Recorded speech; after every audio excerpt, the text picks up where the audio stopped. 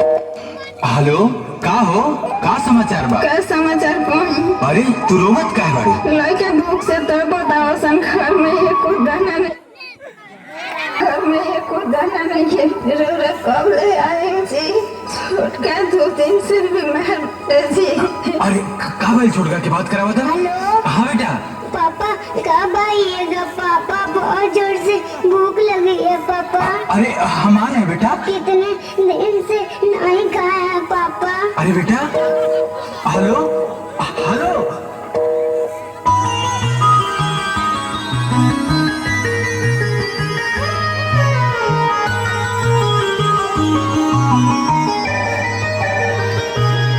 Hello. अरे का भाई हो? अरे तू रोवत काहे बाड़ू? छोटका का भाई छोटका के?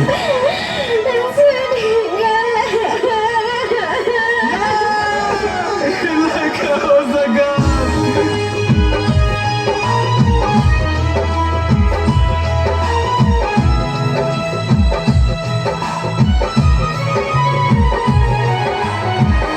अरे अरे, रुको रुको, कहाँ जा रहे हो? साहेब हम गांव जा रहे हैं। लॉकडाउन है, तुमको पता नहीं है? हाँ साहेब, लॉकडाउन है हमको पता है, लेकिन मेरा बच्चा। अरे जाने दीजिए सर, इसका बच्चा भूखा होगा। नहीं नहीं साहब, मेरा बच्चा भूखा नहीं है। मेरा बच्चा तो भूख से मर गया साहेब। और हाँ साहेब, आप कहेंगे तो यहीं रुक जाएंगे साहेब। अब घर जाकर करेंगे भी क्या?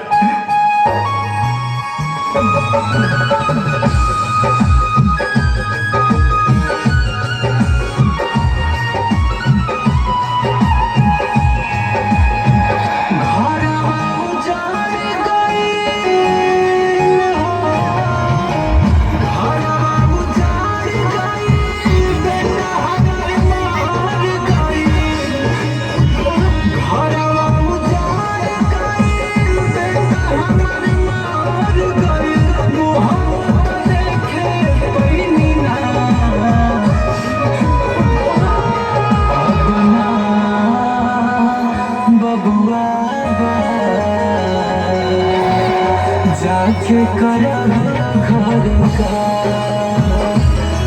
अपना बबुआ,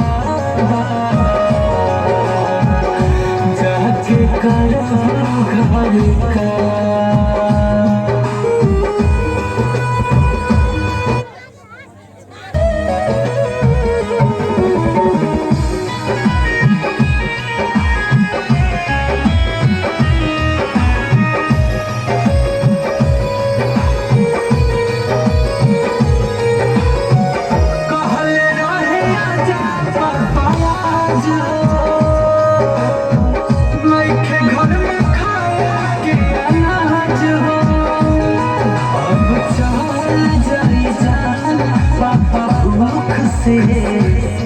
नहीं केहू पूछता मेरे पापा मुख से।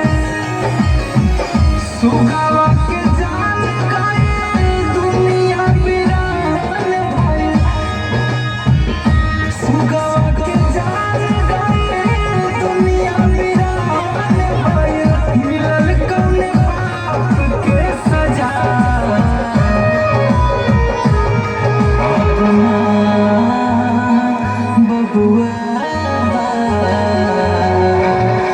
जाके करब घर का अपना बबुआ, जाके करब घर का।